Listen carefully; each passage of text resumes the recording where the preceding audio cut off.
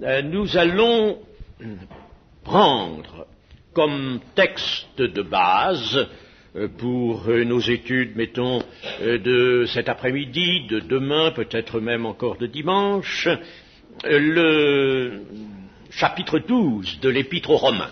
Vous pouvez ouvrir déjà vos Bibles au chapitre 12 de l'Épître aux Romains.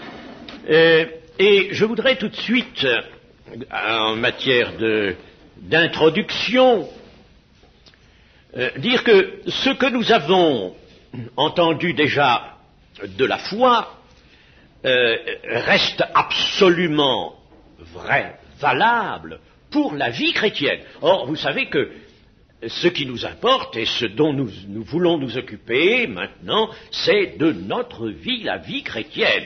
Et c'est là-dessus que le Seigneur porte toute son attention, et c'est cela qu'il observe. Eh bien, la foi, donc, c'est le moyen que Dieu nous a donné pour que nous puissions être mis en possession de toutes les richesses de Christ et que nous puissions nous développer harmonieusement dans le cours de cette expérience chrétienne, de la vie chrétienne, faire des progrès, être engagé dans ce qui est appelé le perfectionnement des saints. C'est, chers amis, d'autant plus nécessaire, et il faut que nous en soyons conscients, nous y pensions, c'est que nous sommes au bord d'un événement considérable, un événement capital, c'est le retour du Seigneur pour l'Église. Il ne suffit pas de dire le Seigneur vient bientôt, la parole le dit, le Seigneur vient. Maintenant, il faut que nous en soyons conscients d'une façon particulière. Il faut que nous soyons conscients, vraiment, il faut que ça soit dans notre cœur. Ça ne suffit pas de professer la chose par la parole, de dire oui, nous croyons que le Seigneur revient bientôt. C'est que maintenant, il faut être conscient. Et vous savez que l'Église de la fin, le Seigneur désire la trouver, vous connaissez les termes, irrépréhensible, sans tache, pure et sans tache. Irrépréhensible, moi quand je lis ce mot-là, il figure plusieurs fois dans le Nouveau Testament, je tremble un peu, je ne dis pas qu'il faut que nous tremblions toujours dans notre vie chrétienne, nous avons besoin d'assurance, En grec, la parésia, il faut que nous ayons de l'assurance, mais attention, une assurance bien fondée. Le Seigneur donc revient bientôt, pour la raison patente et éclatante, c'est que Dieu ne va pas pouvoir supporter longtemps le monde tel qu'il est devenu. Nous n'avons pas une vue, complète, heureusement, sur ce qu'est le monde aujourd'hui. Mais il est épouvantable. Et d'année en année, les choses deviennent de plus en plus graves et même terribles.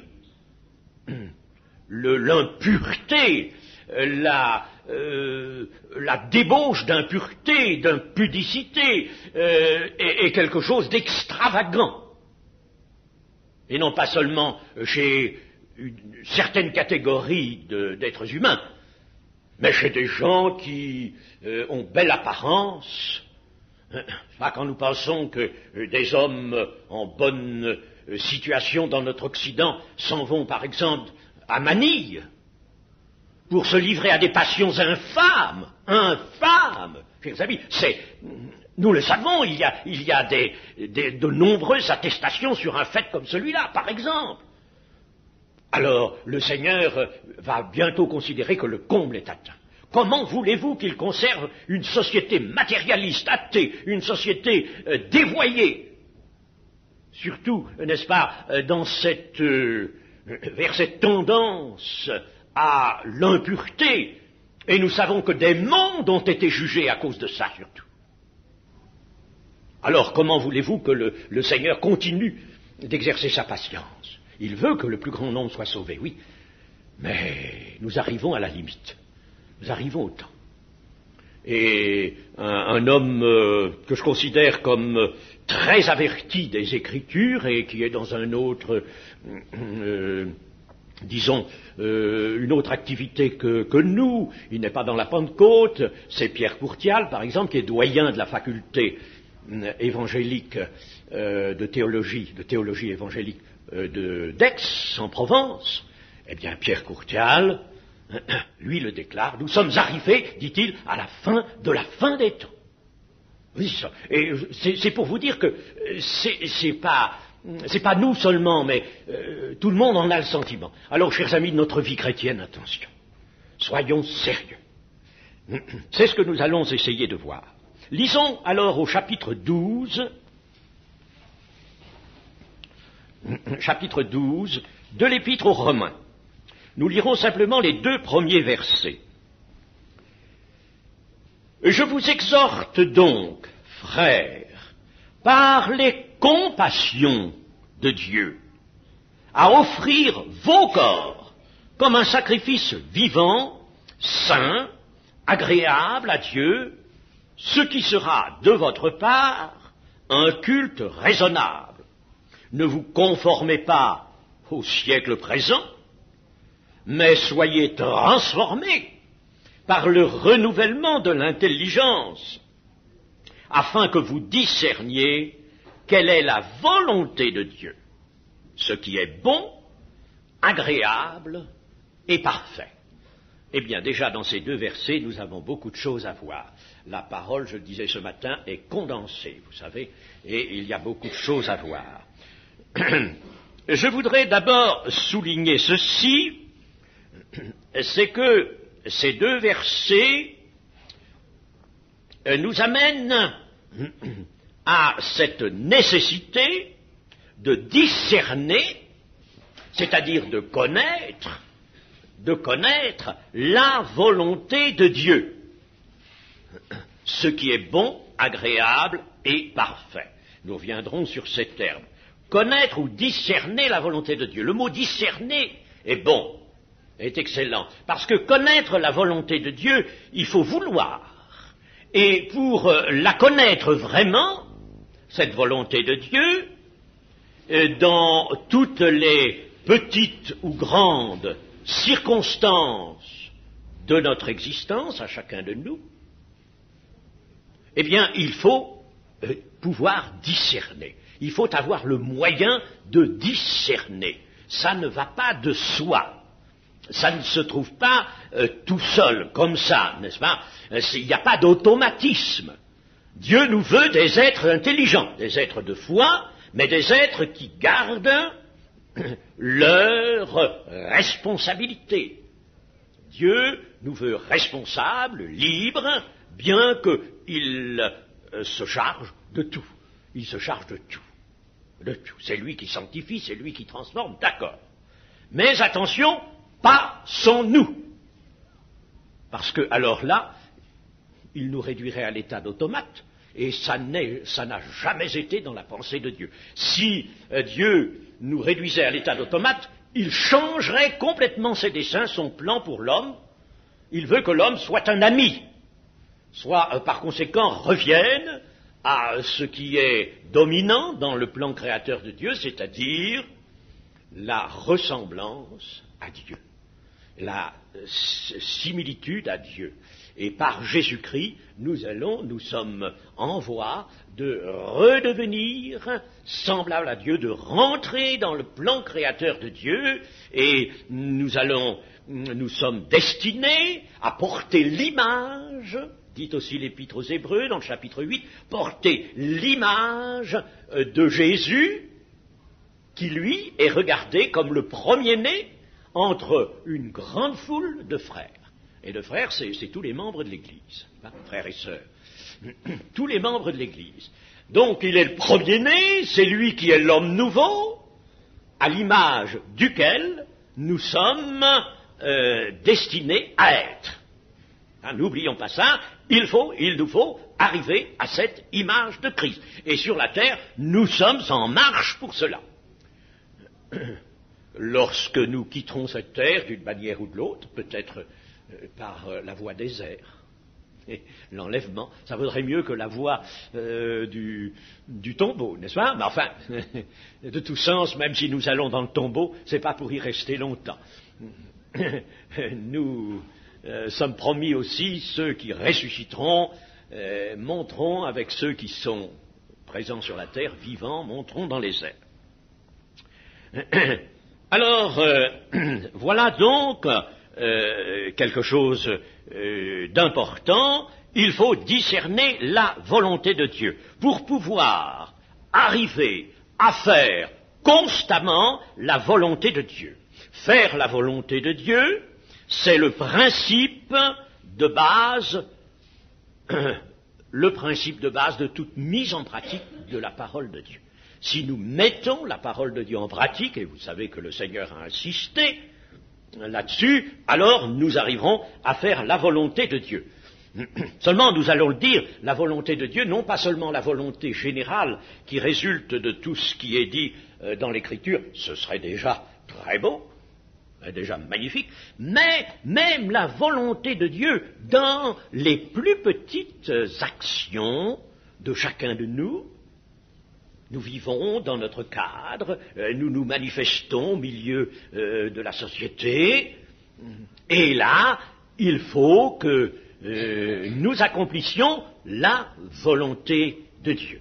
Nous ne pouvons pas échapper à ça, nous ne pouvons pas ignorer ça ou laisser ça de côté, car alors ce serait le principal que nous laisserions de côté. Donc le principe fondamental de la vie chrétienne, c'est de faire la volonté de Dieu. Je ne vais pas vous citer tous les textes là, mais rappelez-vous simplement ceci, le Seigneur Jésus devant un auditoire, c'est peut-être bien plus nombreux encore que celui-ci, je ne sais, mais voici que sa mère et ses frères sont là, estimant qu'il fait des choses scabreuses, il déborde peut-être tout ce qu'on peut considérer comme sage et prudent. Alors on a peur et on vient, même sa mère, elle partage cette inquiétude, et on vient le chercher, et on lui dit, ta mère et tes frères sont là qui te demandent. Et c'est là que le Seigneur va étendre ses mains sur son auditoire et dire, qui est ma mère? Qui sont mes frères et mes sœurs? Ceux qui font la volonté de mon Père qui est dans les cieux, voilà ma mère, voilà mes frères, voilà mes sœurs. Ça c'est formel. C'est formel. Et dans bien des textes, vous retrouvez ça, faire la volonté de Dieu. Que dira Jésus pour lui-même? Quel sera son propre témoignage dans l'évangile de Jean? Je suis venu non pour faire ma volonté, mais la volonté de celui qui m'a envoyé. Et il ajoutera même ceci, chose étonnante, dans l'évangile de Jean, chapitre 5, je ne puis rien faire de moi-même. Comment il n'aurait pas pu, lui, le Fils de Dieu, faire des choses à son initiative, à lui? Non, il ne pouvait pas, il dit je ne puis rien faire moi-même. Il ne pouvait pas, pourquoi? Parce qu'il était saint. Parce qu'il était parfaitement attaché au Père, il vivait dans le sein du Père, même étant sur la terre, il était dans le sein du Père, il vivait dans cette communion magnifique avec le Père, il ne pouvait pas faire autre chose que la volonté du Père. Eh bien, chers amis, nous allons le voir. Il y a là dans les Romains tout ce qu'il faut pour nous montrer que nous-mêmes, si nous le voulons bien, avec la foi nécessaire, nous arriverons à ne pas pouvoir faire autre chose que la volonté de notre Maître. Le péché ne doit pas avoir de prise sur nous. Il faut que nous arrivions à ça, pour faire la volonté de Dieu. Eh bien, nous revenons au texte de Romains 12, et nous allons lire un texte ou deux, non, un texte surtout, qui est parallèle, qu'il faut associer à celui que nous avons lu. C'est dans la première épître de Pierre, Première épître de Pierre, chapitre 2 et verset 4.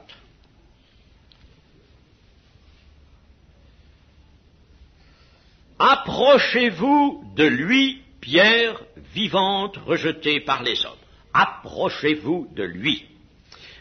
Pierre vivante rejetée par les hommes, mais choisie et précieuse devant Dieu. Et vous-même, comme des pierres vivantes, édifiez-vous pour former une maison spirituelle, un saint sacerdoce, afin d'offrir des victimes spirituelles agréables à Dieu par Jésus-Christ, car il est écrit dans l'Écriture, voici, je mets en Sion une pierre angulaire choisie précieuse, et celui qui croit en elle ne sera point confus. Mais attention, qui croit en elle, qui croit, ce qui veut dire ici, qui s'attachera à elle. Qui s'attachera à elle. C'est-à-dire à Christ. Alors, vous voyez, c'est un texte qui correspond tout à fait à celui de Romains, offrir des victimes spirituelles agréables à Dieu, c'est nous, membres de l'Église, ou pierre vivante, comme dit l'apôtre ici, c'est nous, qui devenons des victimes spirituelles agréables à Dieu. Et Paul nous dit, offrez vos corps en sacrifice vivant, saint, agréable à Dieu. Offrez vos corps. Nous allons voir pourquoi il dit vos corps. Et cela va s'appeler d'un terme, nous pouvons lui donner un terme, c'est la consécration. La consécration. En somme, ce que Paul nous demande, ce que Pierre nous propose, c'est de nous consacrer à Dieu. La consécration. Nous sommes justifiés, nous sommes sauvés, nous sommes passés des ténèbres à la lumière, nous n'avons pas à venir en jugement et passer directement de la mort à la vie, tout cela c'est vrai, mais le Seigneur, ensuite, quand il nous a placés dans la vie chrétienne, quand il nous a justifiés, quand il a fait de nous des enfants de Dieu par le pouvoir de sa parole, alors maintenant il nous dit, mes amis, consacrez-vous. J'attends que vous vous consacriez. Ça aussi, c'est l'œuvre de la foi. Une consécration. En somme, nous venons, quand nous avons été convertis. Quand nous nous sommes convertis, nous avons été mis au bénéfice du sacrifice d'expiation du Seigneur Jésus. Alors, le sacrifice, il y a eu là une sainte victime, et Dieu a manifesté, selon la première épître de Jean, Dieu a manifesté tout son amour en pourvoyant, lui, au sacrifice, et en nous donnant son Fils comme victime, sainte victime, expiatoire. Une victime propitiatoire, c'est-à-dire qui rend Dieu propice, une victime expiatoire. Dieu a pourvu, et c'est par son Fils qu'il a pourvu. Quel grand prix, dira Pierre. Alors, au sacrifice d'expiation du Seigneur Jésus, qui nous justifie, d'où nous vient la justification, alors doit correspondre un sacrifice qui est de notre côté. Un sacrifice qui est de notre côté, et ce que l'apôtre appelle un sacrifice vivant, saint, agréable à Dieu. Un sacrifice où, comme selon l'expression de Pierre, nous présenter comme des victimes spirituelles, c'est-à-dire des personnes offertes à Dieu, consacrées à Dieu, offertes à Dieu.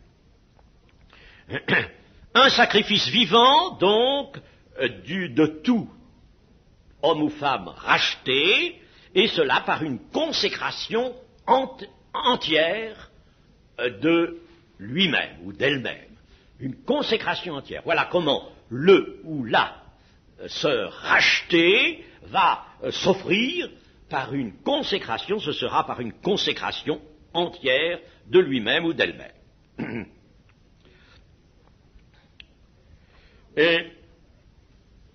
été l'œuvre de la miséricorde divine. Nous avons vu que notre texte de Romains 12 commence par « Je vous exhorte donc, frères, par les compassions de Dieu ».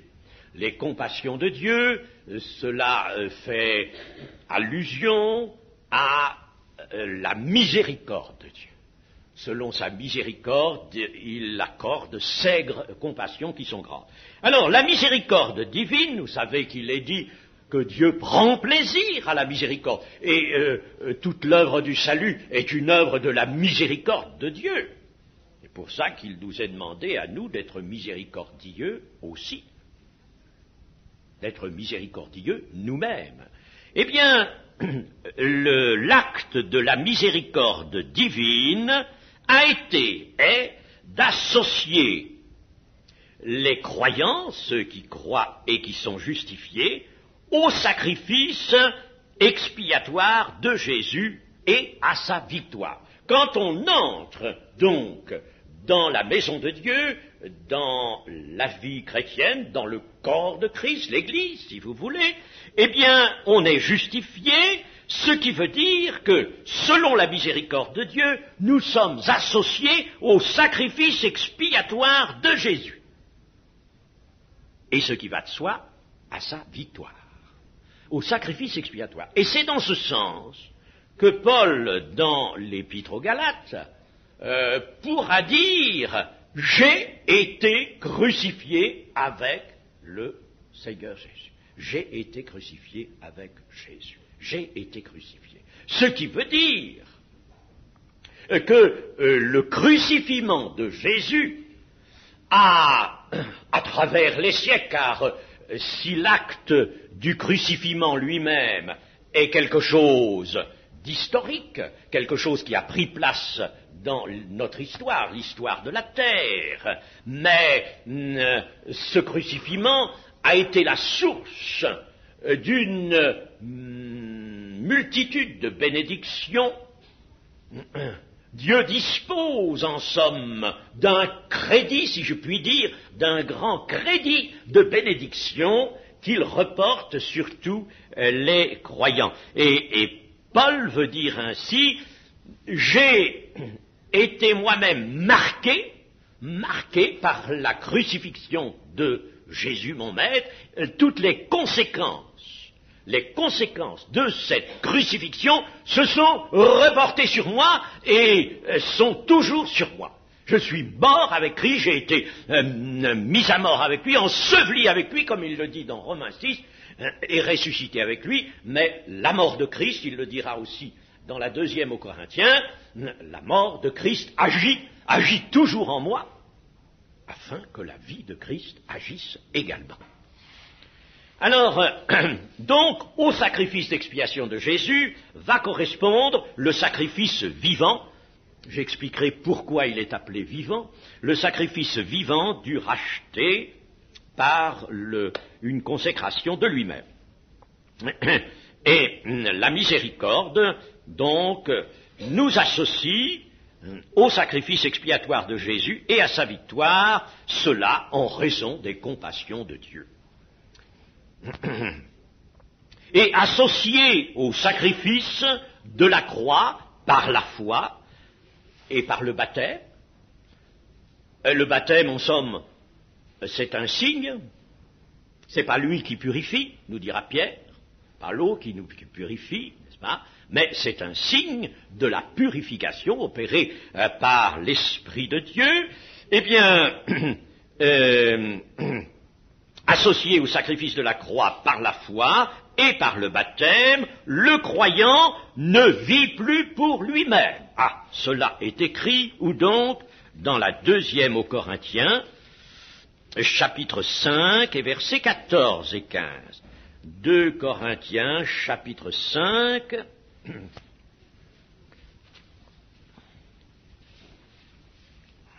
et verset 14. Car l'amour de Christ nous presse, parce que nous estimons que si un seul est mort pour tous, tous donc sont morts. Vous avez bien compris, tous les croyants, tous les membres de l'Église, Tous donc sont morts, dans un certain sens, je précise. Tous donc sont morts. Et qu'il est mort, lui, il est mort pour tous, afin que ceux qui vivent, ceux qui sont sur la terre, ne vivent plus pour eux-mêmes, mais pour celui qui est mort et ressuscité pour eux.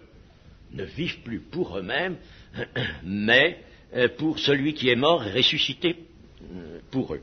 Et chers amis, voilà là quelque chose qui mérite un peu d'attention et beaucoup surtout de foi et de sincérité. Vous savez, il faut savoir s'examiner dans nos prières, dans nos moments intimes avec Dieu, et puis se dire par exemple, puisque nous avons ce grand principe, ne plus vivre pour soi-même, ils ne vivent plus pour eux-mêmes, mais ils vivent pour le Christ.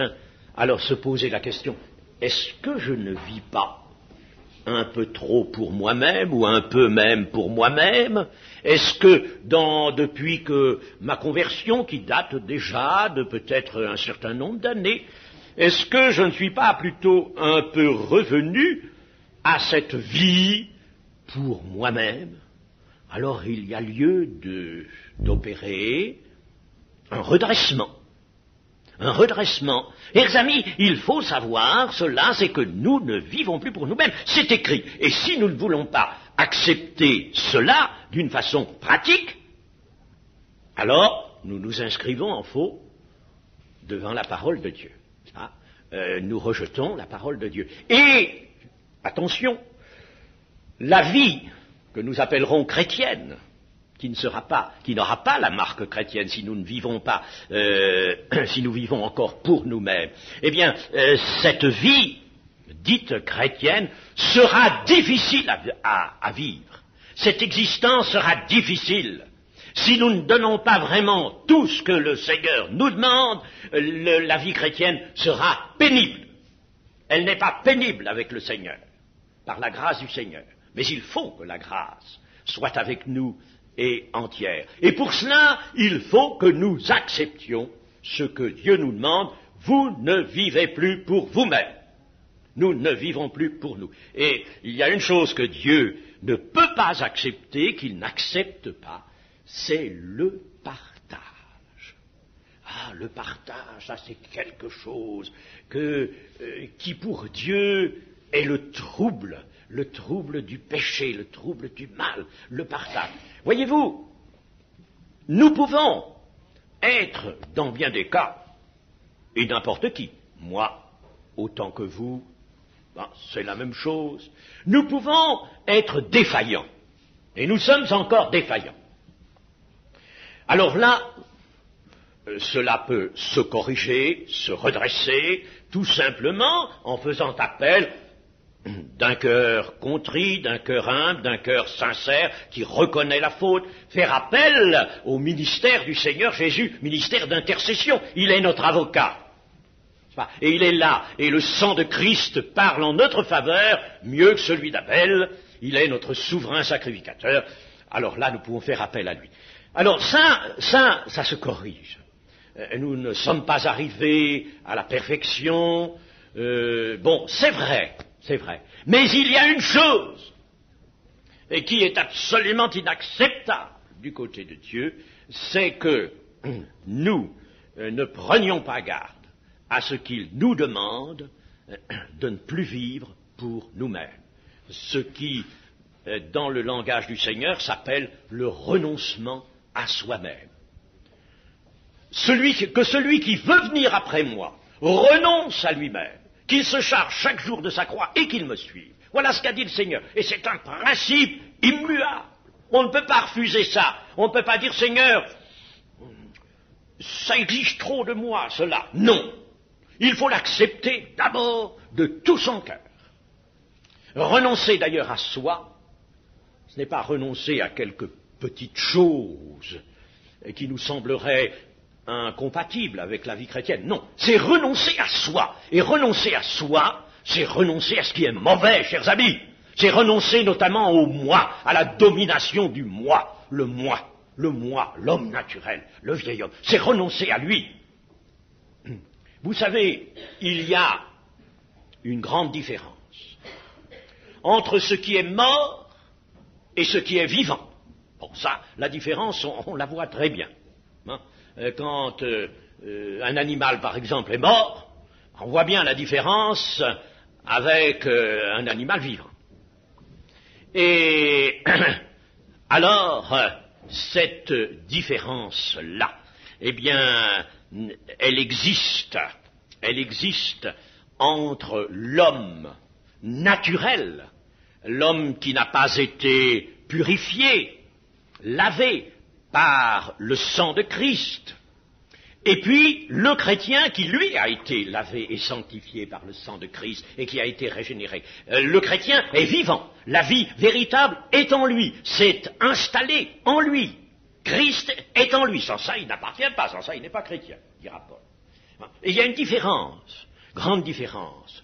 L'homme naturel, même si à certains moments il paraît assez gentil, il est mort tant qu'il n'a pas accepté Christ. Il est dans la mort. Vous étiez mort par vos offenses, par votre état de péché, dit l'Écriture. Et le Seigneur Jésus a dit à quelqu'un qui voulait le suivre, laisse les morts enterrer leurs morts.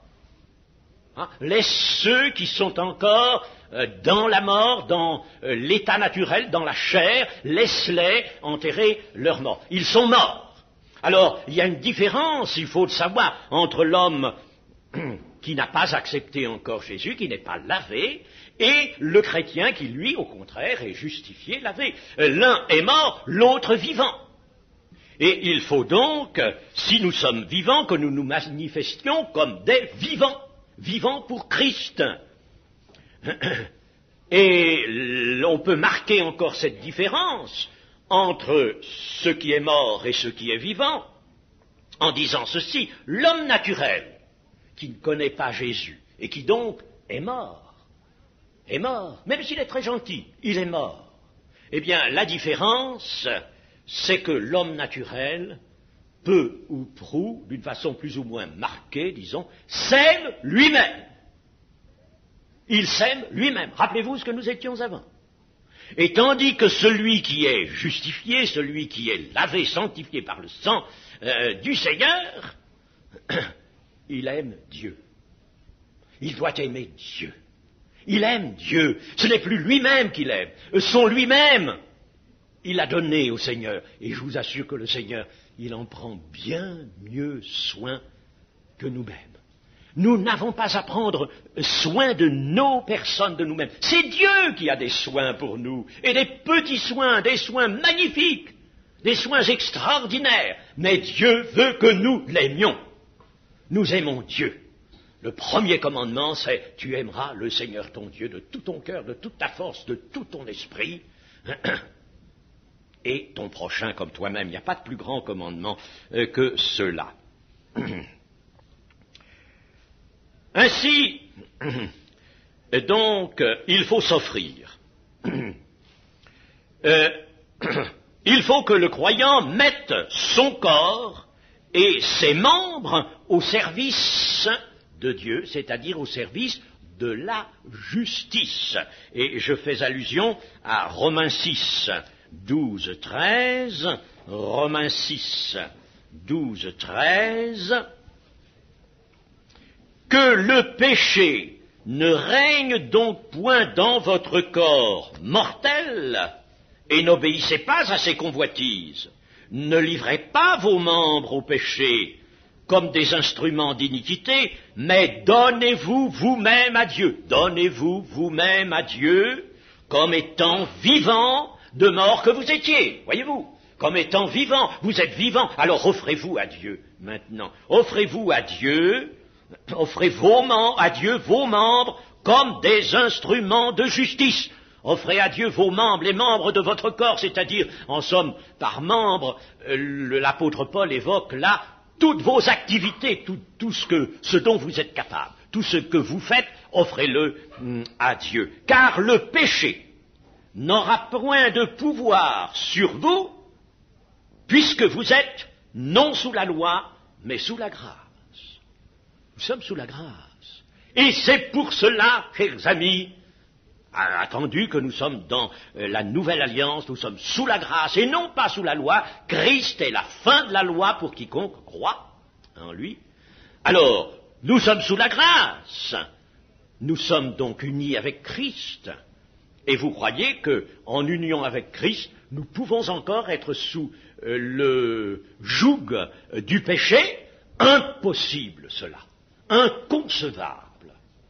Nous sommes sous la grâce, et la grâce nous permet d'être ce que l'Écriture nous dit qu'il faut que nous soyons. Si nous étions sous la loi, comme l'étaient les Juifs autrefois, alors la loi est en somme une puissance extérieure à nous-mêmes, qui nous dirait ne fais pas ceci, ne touche pas, tu ne dois pas, ou tu dois faire ceci, tu ne fais pas cela, mais tu fais ceci, ça. Et nous savons que cela, dans ces conditions-là, l'homme n'a jamais pu être agréable à Dieu, n'a jamais pu vraiment progresser. Au contraire, la loi a été donnée, elle avait son rôle à remplir, il fallait qu'elle le remplisse pendant le temps assigné, mais ensuite, Christ est venu, et à ce moment-là, ce n'est plus à cause d'une loi extérieure que nous voulons obéir à Dieu, mais c'est parce que nous sommes attachés à une personne. Nous sommes attachés à Christ. Nous sommes dans la communion avec le Père et le Fils. Et dans cette communion, la grâce vient à notre secours. La grâce est là pour nous permettre de marcher vraiment en vie nouvelle, en vie, la même vie que Christ.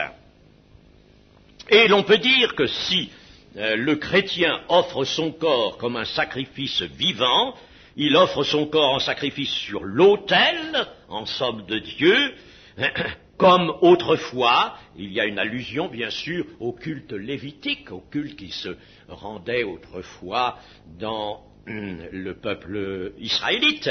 Eh bien, autrefois, l'on consacrait l'offrande, je pense à l'Holocauste surtout, l'Holocauste du matin et du soir, on consacrait l'offrande, l'agneau, sur l'autel. Et il y a évidemment, l'apôtre Paul en tire, et Pierre aussi, vous le voyez, n'est-ce pas, une conséquence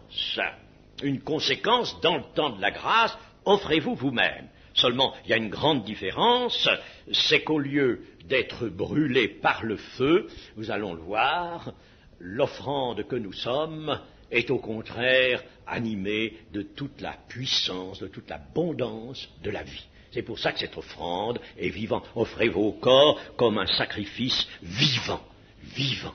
Non pas pour le brûler, le faire mourir, mais pour le faire vivre. Comme autrefois le feu du ciel descendait sur l'Holocauste pour consumer la victime, et c'était ainsi que Dieu, en somme, en prenait possession et en prenait agrément. Mais de même, maintenant, le Saint-Esprit descend sur les victimes spirituelles que nous sommes, non pas pour nous consumer comme le feu faisait autrefois, mais pour, au contraire, nous remplir de puissance, de sagesse, d'amour, et nous faire vivre la vie véritable. Mais alors, et ce soir je terminerai sur ce point-là, pourquoi l'apôtre Paul dit-il vos corps, offrir vos corps? Est-ce qu'il ne faudrait pas qu'il dise offrez toute votre personne, l'esprit, l'âme et le corps? Et je vais vous dire pourquoi.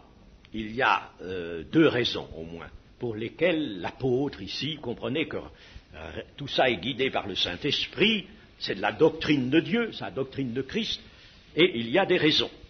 Alors, il dit le corps, les corps ou le corps. Il faut offrir nos corps, parce que il veut, c'est Dieu veut, que nous offrions notre personne tout entière, notre personne concrète. Il ne s'agit pas simplement de dire, par exemple, bien, j'ai consacré mon âme à Dieu. je consacre mon esprit. Il y a des hérétiques qui disaient ça. Et puis le corps, il vit sur la terre, alors lui, il fait ce qu'il veut, il fait ce qu'il peut, il fait ce qui lui plaît. Mais c'est mon esprit, mon âme qui est consacrée à Dieu, c'est mon âme qui est chrétienne, c'est pas mon corps. Et cela n'est pas valable, bien entendu, c'était une hérésie. Donc la personne entière, il faut non pas s'offrir en pensée, non pas en intention seulement, non pas intérieurement, cela ne suffit pas, il faut offrir tout et par conséquent même le corps. Offrir vos corps. Et puis, une autre raison, c'est que le corps est un instrument indispensable pour mener une vie qui glorifie Dieu. Si nous ne faisons pas, nous ne consacrons pas notre corps de même que notre âme est consacrée, alors, chers amis, comment pourrons-nous servir Dieu? Comment pourrons-nous manifester par notre vie le témoignage de personnes qui sont fidèles et qui aiment Dieu? On ne peut pas.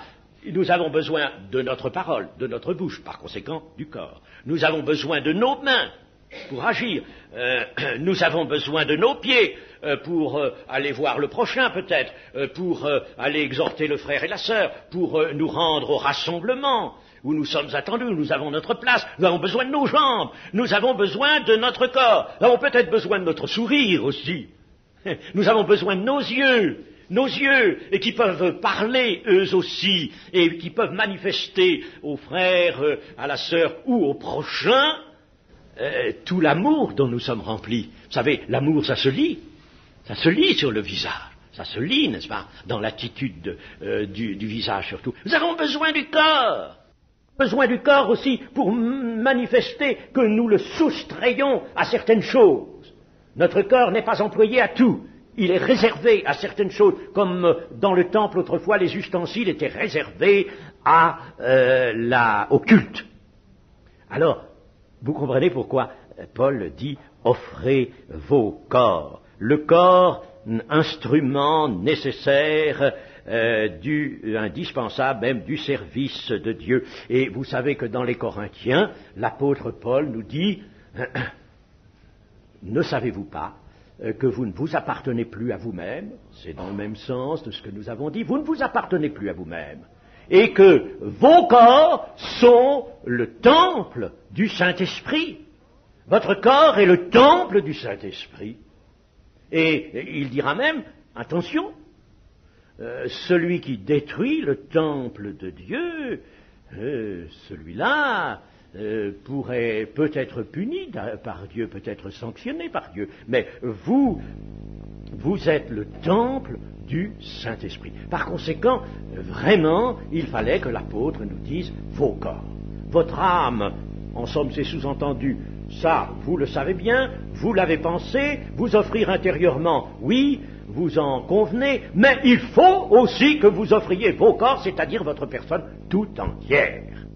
Voilà pourquoi il dit cela. Eh bien, un mot simplement pour conclure, chers amis, ces choses,